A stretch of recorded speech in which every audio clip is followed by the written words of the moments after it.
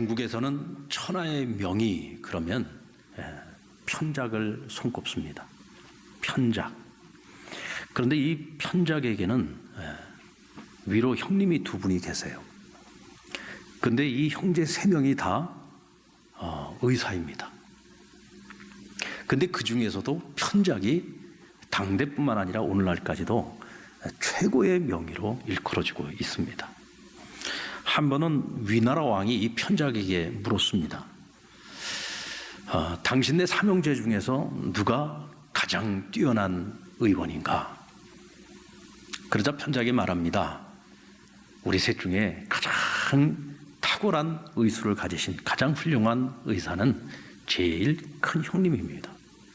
저희 큰 형님은 사람을 딱 보면은 그 환자가 아프기 전에 벌써 이 사람이 무슨 병에 걸릴지를 미리 다 알아봅니다. 그래서 사람들이 병에 걸리지 않도록 지도해 준다는 거예요. 그런데 그러다 보니까 사람들이 자기 그 큰 형님의 그 실력을 알아주지를 못한다는 거예요. 그런가 하면 작은 형님은 두 번째로 훌륭한 의원이다. 그럼 왜 그러냐? 자기 작은 형님은 이 사람들이 병에 걸렸을 때 그 병이 미미할 때 그 병을 알아본다는 거예요. 그래서 미미할 때 알아봐서 큰 병이 되기 전에 병을 고쳐준다는 거예요. 근데 문제는 사람들이 미미한 병일 때 병을 고쳐주니까 형님이 자기 병을 고쳐줬다는 걸 잘 못 느끼고 그냥 병이 낫는다는 거예요. 그러니까 이제 위나라 왕이 묻습니다. 아니 근데 너는 그러면은 어떻게 이렇게 사람들에게 최고의 명의로 추앙을 받는 거냐? 아니 그 큰 형님도 그렇게 훌륭하고 작은 형님도 그렇게 훌륭하다면서 근데 왜 사람들은 너를 최고라고 쳐주는 거냐? 그러니까 이제 편작이 조용히 이렇게 말을 합니다. 사실은요, 저는요 환자들이 아플 만큼 아프고 난 다음에 자기한테 찾아온다는. 그리고 자기는 사람들이 많이 아플 때 그 병자를 알아본다는 거예요. 그러다 보니까 진맥도 해야 되고 맥도 짚어봐야 되고 또 그래서 처방을 해서 약도 먹이고 그 때로는 수술을 해가지고 고름을 짜내기도 하고 또 때로는 오장육부를 갖다가 갈라가지고 병을 고쳐준다는 거예요. 그 사람들이 큰 병을 가지고 와가지고 자기가 그 병을 고쳐주니까 사람들은 자기가 최고의 명이라고 생각을 하고 자기를 높여준다는 거죠. 근데 사실은 우리 삼형제 중에서는 내가 실력이 제일 없는데도 불구하고 사람들은 큰 병을 고쳐주니까 큰 의사고 대단한 의사라고 생각을 한다는 거예요. 근데 실제로는 누가 가장 훌륭한 의사냐? 사람들이 병이 정말 미미할 때, 아니 병이 아직 걸리지 않았는데도 불구하고 당신은 이런 부분들을 조심하셔야 당신은 큰 병에 걸리지 않습니다 하고 이야기해 주는 거라. 이게 진짜 참명이라는 거죠. 이 편작의 겸손함이 굉장히 드러나고 있는 그런 언행입니다만은 사실은 이 편작의 말이 단지 형님들에 대한 예의로만 한 말은 아니라는 거죠. 병이 걸리기 전에 그것을 미리 진단하고 미리 방지할 수 있도록 이끌어주고 지도해주는 의사. 그게 참 의사다. 병 주고 약 주는 의사보다 병에 걸리지 않도록 지도해주는 의사가 참명이라는 거예요. 근데 여러분, 세상에서 제일 어리석은 사람은 또 어떤 사람일까요? 얻어맞을 거 다 얻어맞고 아플 만큼 다 아프고 난 다음에 깨닫는 사람. 그러니까 하나님께 돌아오더라도 좀 일찌감치 하나님 말씀 듣고 빨리 깨닫고 돌아오면 좋은데 하여간 아플 만큼 아프고 망할 만큼 망하고 당할 만큼 다 당하고 이제 정말 아무것도 없을 때 그때 두 손 들고 하나님 앞에 나온 사람들이 가장 어리석은 사람이다. 그보다 더 어리석은 사람은 끝까지 못 깨닫고 그리고 세상 떠나는 사람이 제일 어리석은 사람이겠죠. 가장 지혜로운 사람은 어떤 사람이냐? 하나님께서 사인만 딱 보여주셔도 금방 깨닫는 사람. 하나님께서 누군가를 통해서 이렇게 불러만 줘도 아멘 하고 따라와 주는 사람. 오늘 우리들 가운데에도 아마 하나님을 만나고 하나님 앞으로 나온 그 과정이 아마 다들 다양하실 거예요. 어떤 분들은 누가 우리 교회 한번 가보자 그랬는데 왠지 교회가 궁금해. 그래서 한번 따라왔어. 근데 그날이 주님 만나는 날이에요. 그래가지고는 그날 처음 예배를 드렸는데 그 첫 예배를 드리고 주님이 영접하고 주님 앞으로 나오는 이들도 있어요. 참 지혜로운 사람이죠. 참 은혜가 큰 사람인 거예요. 그런가 하면은 그렇게 가족이 맨날 초청을 하고 이웃이 그렇게 초청을 하고 심지어는 60일 동안 매주마다 만나가지고 차도 마시고 밥도 먹고 선물도 주고 온갖 방법을 다 동원해가지고 교회 한번 데리고 와보려고 그렇게 애를 쓰는데도 끝까지 말 안 듣고 안 오는 사람도 있잖아. 근데 차 한 번 마셨는데도 불구하고 그래요? 교회 한번 가볼까요? 그러면서 나오는 이들도 있어요. 이게 다 보면은 다양해요. 각기 다 달라요. 근데 그 중에는 어리석고 미련한 사람도 있고 그런가 하면 참 지혜로운 사람도 있다는 거죠. 하나님께서 아담과 하와에게 동산에 있는 모든 열매를 다 임의로 먹되 동산 중앙에 있는 선악을 알게 하는 나무의 열매는 먹지 말라고 말씀하셨어요. 그리고 그것을 먹으면 정녕 죽을 것이라고 말씀하셨습니다. 이것은요, 하나님의 말씀이면서 동시에 사인이에요. 먹으면 죽는다 하고 사인을 보여주신 거예요. 동산 중앙에 있는 열매를 먹지 마라. 이건 뭐예요? 말씀이에요. 여러분, 하나님 세상을 창조하실 때 무엇으로 창조하셨어요? 말씀으로 창조하셨어요. 하나님께서 말씀으로 사인을 주신 거예요. 너가 동산의 중앙에 있는 실과만 먹지 마. 대신에 에덴 동산에 있는 모든 실과는 너가 임의로 다 먹어도 돼. 그들이 누릴 수 있는 건 뭐예요? 동산에 있는 모든 실과예요. 못 하나만 빼놓고요, 선악과만 빼놓고. 이 선악과만 안 먹으면은 아담과 하와는 이 동산에서 정말 행복하게 영원히 살아갈 수 있어요. 그런데 불행해질 수 있는 길이 있어요. 그게 뭐냐? 선악과를 먹는 거예요. 그러니까 이거를 말씀으로 사인을 주신 거예요. 아담과 하와가 지혜로웠으면 그 사인을 빨리 탁 깨닫고, 우리가 늘 행복하지만 불행해질 수 있는 길이 있구나. 선악과를 먹지 말아야 되는 거구나. 하나님께서 우리에게 그것을 사인으로 보여주셨구나. 이걸 빨리 깨닫고 그것을 안 먹고 하나님 앞에 순종했으면 인류의 역사는 달라졌겠죠. 아담과 하와는 에덴 동산에서 영원히 행복하게 살았겠죠. 하나님의 백성들에게 하나님께서 약속하신 복이 있어요. 축복의 약속이 있어요. 이 축복의 약속을 이스라엘 백성들이 언제까지나 영원토록 누릴 수 있는 길이 무엇인지를 오늘 하나님께서 모세를 통해서 말씀해 주신 거예요. 자, 이스라엘이 하나님이 주시는 모든 복을 누릴 수 있는 길.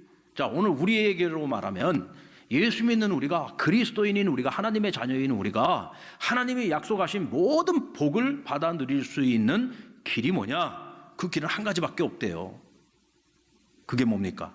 하나님 말씀 듣고 그 말씀을 지켜 행하면, 또 여호와의 말씀을 너희가 듣고 쫓아가면, 그래서 청종하면 하나님께서 이런 복을 주시겠다 약속을 해주셨어요. 한마디로 말해서 순종하라는 거예요. 한번 따라 볼까요? 순종하면 복이 임합니다. 무엇에 순종해요? 하나님 말씀에 순종하라는 거예요. 말씀에. 하나님께서는 우리가 하나님이 주시는 복을 누릴 수 있는 길을 가르쳐 주셨어요. 방법을 가르쳐 주셨어요. 그것이 뭐냐? 하나님의 말씀인 거예요. 그러니까 맨날 하나님 복 주세요, 복 주세요 하지 말고 하나님 말씀을 쫓아서 너희가 순종하며 살아가라는 거예요. 그러면 너희가 맨날 달라고 하지 않아도 오히려 너희가 하나님이 약속한 모든 복을 누릴 수 있다는 거예요. 오히려 우리가 하나님 말씀에 순종하면서 살아가면서 하나님이 주시는 복을 받아서 누리게 되죠. 그러면 어쩌면 우리가 하나님 앞에 나 자신을 위한 기도는 이제 더 이상 안 해도 될 거예요. 우리가 기도해야 된다면 이제 무엇을 위해서 기도해야 되느냐? 나라와 민족을 위해서 기도하고 먼저 하나님 나라를 위해서 기도할 뿐이죠. 나를 위해서 기도할 것도 없어요. 왜? 하나님 말씀을 청종하고 말씀을 따라서 행하고 살아가면 하나님께서 이런 복을 주시겠다고 했어요. 어떤 복을 주시겠다고 했습니까? 모든 민족 위에 뛰어나게 만드시겠다고 했어요. 모든 민족 위에 뛰어나게 하시겠다 그랬어요.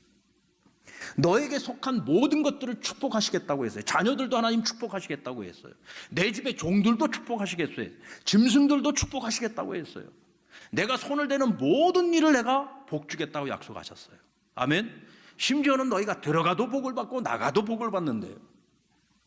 세상에 하나님이 복 주시겠다는 말씀이요, 이 짧은 구절 속에 가장 많이 들어있는 말씀이 바로 이 말씀이에요. 하나님이 보면은 뭐 웬만해가지고 복 주겠다 이런 얘기 잘 안 하시거든요. 근데 이 말씀에는 보면 계속 복 주겠다, 복 주겠다, 복 주겠다는 말씀이 계속 나와요. 근데 그 모든 복이 임하는 통로는 오직 뭐다? 한 가지밖에 없어요. 바로 순종이에요. 그런 의미에서 우리가 받을 수 있는 가장 큰 복, 그것은 하나님께서 우리와 함께 하시는 겁니다. 아멘. 하나님만 우리와 함께 하시면 돼. 이 고장난 세상을 살아가도 하나님만 계시면 돼요. 근데 반대로 생각하면 이 고장난 세상을 살아가면서 하나님의 도움 없이 살아간다면 그것이 저주가 아니겠습니까? 하나님의 도우심 없이 살아가는 인생, 그게 저주 아니겠어요? 자, 하나님의 도우심을 받고 있지 않는데도 지금 내 삶이 형통해요. 자, 그 형통한 그 사람이 평안할까요? 평안하지 않아요. 가진 게 많다고 평안한 게 아니에요. 하는 일이 잘 되고 있다고 평안한 게 아니에요. 항상 불안해요. 그게 저주예요. 그러나 하나님과 함께 하고 있는 인생, 하나님의 도우심을 받으면서 살아가는 우리는 지금 좀 일이 안 풀려도 그것 때문에 불행하다고 하지 않아요. 잠시 불안할 수는 있겠죠. 근데 또 기도하다 보면 다시 하나님 내 마음에 평안을 주세요. 또 기도하다 보면 다시 용기가 생겨요. 또 기도하다 보면 소망이 생겨요. 그러면서 우리는 매 순간마다 하나님이 주시는 평안을 누리면서 살아가는 거예요. 이것이 뭐냐? 하나님과 동행하는 자들이 누리는 축복이에요.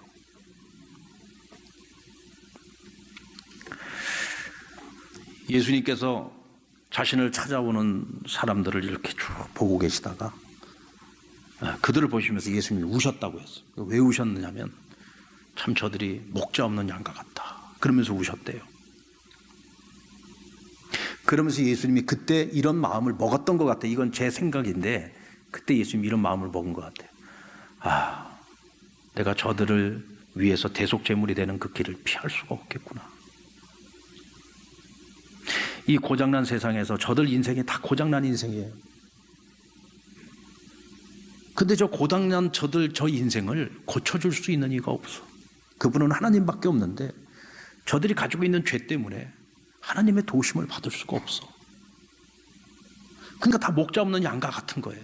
저들을 쉴만한 물가, 푸른 초장으로 이끌어줄 목자가 없는 거예요. 그 목자는 오직 하나님 한 분이신데, 그러니까 예수님이 그 마음 먹은 거예요. 아, 내가 결국은 힘들어도 그 십자가의 길을 피할 수는 없겠구나. 내가 그 길 가야 되겠구나. 그때 하나님께서, 예수님께서 그 마음을 먹으셨다는 거죠. 이것이 여러분 바로 십자가의 사랑 아닙니까? 바로 그 십자가의 사랑 때문에 오늘 저와 여러분이 예수 그리스도로 말미암아 하나님이 쳐놓으신 그 하나님의 울타리 속에서 하나님의 보호하심을 받고 푸른 초장 쉴만한 물가로 인도함을 받으며 사망의 음침한 골짜기를 걸을지라도 우리가 해를 두려워하지 않고 살아갈 수 있는 은혜를 우리에게 주신 거예요.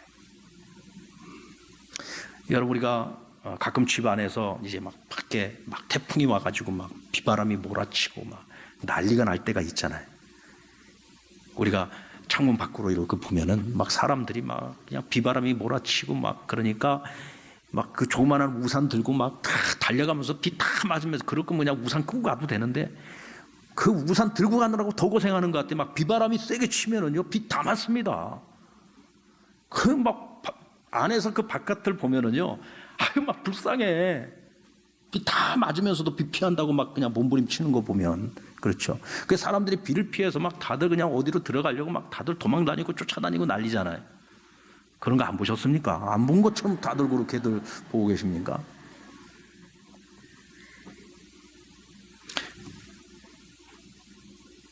근데 집안에 있는 나는 어떻습니까?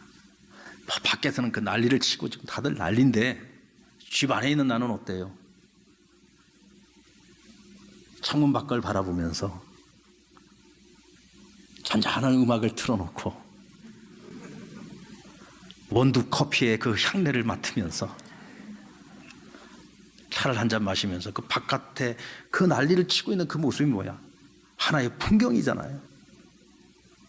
저 바깥은 전쟁통이고 난리인데 이 집 안에 있는 나는, 이 울타리 속에 있는 나는, 이 보호 속에 있는 나는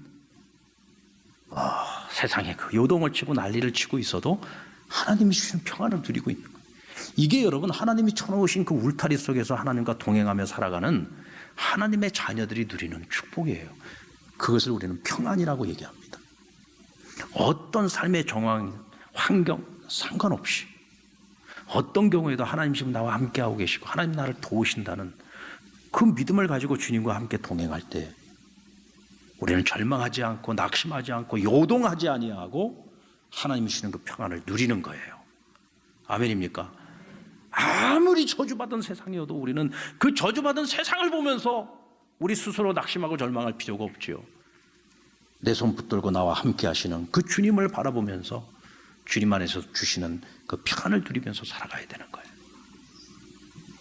이제 주 안에서 주님과 우리가 동행하며 우리가 받아야 될 것은 바로 하나님이 주시는 복입니다. 이 복은요, 우리가 반드시 받아 누려야지 돼요. 아멘. 반드시 받아 누려야 되는데 그것을 누릴 수 있는 길은 오직 뭐다? 순종밖에 없다. 지금 여러분 앞에 벤츠 시리즈 중에서도 제일 비싼 벤츠가 지금 여러분 앞에, 새 차가 한 대 여러분 앞에 주어졌다고 한번 생각해 봅시다. 누구 앞에 있다고요? 지금 만약이라 그러니까 별로 기대들을 안 하시네. 지금 나한테 벤츠가 한 대 지금 딱 주어진 거예요. 그런데 차 안에 휘발유가 안 들어가 있어. 그러면 내가 이 차가 있어도 이게 소용이 있어요, 없어요? 이 좋은 차 타고 어디를 가야 되는데 기름이 없어. 못 가잖아요. 하나님께서 우리에게 어마어마한 약속을 주셨어요. 이 축복의 약속을 주신 거예요. 그런데 아무리 하나님께서 우리에게 축복의 언약으로 우리에게 약속을 해 주셨어도 우리가 순종이라고 하는 휘발유가 들어가지 않으면요, 벤츠 자동차가 쓸모없는 하나의 장식품에 불과한 것처럼 하나님 우리에게 아무리 많은 축복의 약속을 주셨어도 내가 순종하지 않으면 다 그림의 떡인 거예요. 그림의 떡이에요. 하나님께서 아브라함을 믿음의 조상으로 삼으시려고 내 본토 친척 아비 집을 떠나 내가 내게 지시하는 땅으로 가라 하고 말씀하셨어요. 하나님은 이미 그에게 엄청난 축복을 예비하시고 준비해 놓고 모든 것을 떠나 가라 고 말씀하셨어요. 근데 내 본토 친척 아비 집을 떠나라는 얘기는요, 너 혼자 가라는 얘기거든. 근데 아브라함이 혼자 갔습니까? 누구 데리고 갔습니까? 데리고 갔어요. 누구랑 같이 갔어요? 아버지 데라랑 같이 갔어요. 사실은 이 아버지 데라가 우상장사이기 때문에 아버지를 떠나야 우상을 버리고 온전히 하나님을 섬길 수 있잖아요. 그러니까 본토 친척 아비 집을 떠나라고 했어. 그런데 아브라함이 못 떠났어요. 왜 못 떠났을까요? 자기 생각 때문에 못 떠난 거예요. 자기 생각. 무슨 생각이냐면 어떻게 내가 아버지를 버리고 떠나. 그래서 떠나기는 떠났는데 아버지랑 같이 떠난 거야. 그래서 메소포타미아 갈대아 우르에서 떠나가지고 어디로 갔습니까? 가나안 땅의 교통의 요지였던 하란까지 갔어요. 근데 하란 가서 보니까 이 데라가 보니까 야, 이 교통의 요지에다가 여기가 아주 무역이 아주 활발하게 발달한 곳이, 야, 여기서 우상 만들어 갖고 팔면은 장사 잘 되겠다. 왜? 이 사람은 장사꾼이니까. 그 바람에 아브라함이 그 아버지 데라하고 몇 년 동안 하란 땅에 머뭅니까? 15년 동안 머물렀어요. 결국은 아버지 데라가 죽고 나서야 아버지를 떠나게 된 거예요. 왜 우리가 하나님 명령, 하나님 말씀 앞에 순종을 못하느냐? 이게 자기 생각이 많아서 그래요. 자기 생각을 내려놓지 못하니까. 나를 내려놓지 못하면 못하는 거예요. 순종 못하는 거죠. 모세 보고 출애굽의 지도자가 되라고 가라고 말씀하시니까 모세가 뭐라고 불순종했습니까? 처음에 나 못합니다. 나이도 많아서 못하고요. 제가 언변이 부족해서 못하고요. 제가 가서 말한들 누가 하나님이 나를 보냈다고 누가 믿어주겠습니까? 저 못합니다. 못할 이유 많죠. 못할 이유 많습니다. 아주 합리적인 자기 생각을 가지고 못한다고 했어요. 근데 여러분, 하나님 앞에 합리적인 이유를 내세워서 불순종의 이유를 하나님 앞에 내세우는 것, 이것처럼 참 부끄러운 일이 없어요.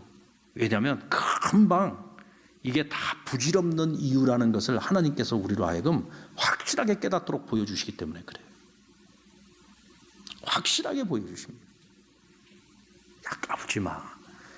너가 네 머리를 아무리 굴려가지고 어떤 핑계를 갖다 대도 너 그 핑계가 안 돼. 왜? 하나님께서 우리에게 순종을 명령하실 때에는 모든 걸 다 이미 다 예비해 놓으셨어요. 다 예비해 놓으셨어요. 그래서 모세가 말 못한다 그러니까 말 잘하는 아론을 딱 붙여주시고, 능력 없다고 하니까, 나이가 많다고 하니까 하나님께서 능력의 지팡이를 주셨잖아요. 하나님께서 모든 것을 하게 하신단 말이죠. 또 그래서 우리가 순종을 좀 하려고 하면은요, 꼭 옆에서 온갖 합리적인 이유를 빌려주는 사람들이 있어요. 빌려주는 사람들. 굳이 내가 그 핑계를 대지 않아도 옆에서 자꾸 그 핑계를 빌려줘. 이번 추석에 이종원 우리 선교사님을 만났어요. 그 부부랑 같이 만나서 이번에 이제 선교지를 한 군데 탐방하고 왔는데 이제 좀 마음이 어느 정도 정해진 것 같아요. 그 이제 같이 이제 이렇게 쭉 얘기를 나누는 중에 우리 이종원 목사님이 그런 얘기를 하더라고요. 목사님, 저희 집사람이 무남동료 몇 달 아닙니까? 저희 장인어른이요. 저희가 처음에 중국으로 선교 떠날 때도 우리가 안 갔으면 하셨어요. 그 장인어른이 그 영천에 있는 어느 시골교회 장로님이신데 그 교회 건축할 때요. 그 교회 성전 건축을 위해서 40일 금식하셨던 분이에요. 40일 금식 기도하셨던 분이에요. 그런데 막상 딸과 그 사위가 중국에 선교하러 간다니까 거기는 안 갔으면, 그게 부모 마음이잖아요. 그게 부모 마음. 근데 또 추방당해갖고 왔는데 이번에 또 이제 가서 인사드리면서 아버님, 저희가 다시 나가게 될 것 같습니다. 그러니까 아버님 별로 안 좋아하시더래요. 그래서 그렇게 말씀을 드렸대요. 아버님, 기도해 보세요. 아버님, 하나님께 기도해 보시고 하나님께서 보내지 마라 그러면 저희 안 갈게요.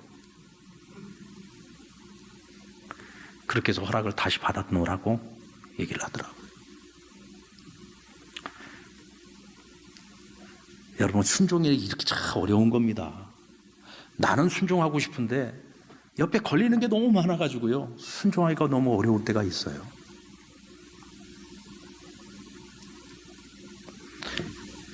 여러분, 그게 순종입니다. 수많은 장애물이 있고 내 안에 끊임없는 이유와 핑계들이 있음에도 불구하고, 그럼에도 불구하고 하나님께서 내게 하라 명령하실 때 묵묵히 그 길을 걸어가고 따라가는 것이 순종이라는 거죠. 여러분, 그 순종의 길 저와 함께 가실까요? 아멘. 우리 함께 가자고요. 그래서 정말 하나님이 약속하신 그 축복을 우리가 받는지 안 받는지, 우리가 그 복을 누리는지 안 누리는지 우리가 같이 한번 시험해보자. 정말 하나님의 말씀대로, 하나님 명령대로 붙잡고 순종하면서 하나님이 그 약속을, 우리 하나님은 시건치 않는 분이니까 하나님이 그 약속을 이루어 가시는 것을 우리가 함께, 우리 상남교회가 같이 한번 누려보자 이겁니다. 아멘입니까? 우리가 하나님이 주시는 복을 받을 수 있는 통로는 오직 한 가지밖에 없습니다. 자, 우리 한번 옆 사람에게 순종하십시다. 순종하십시다.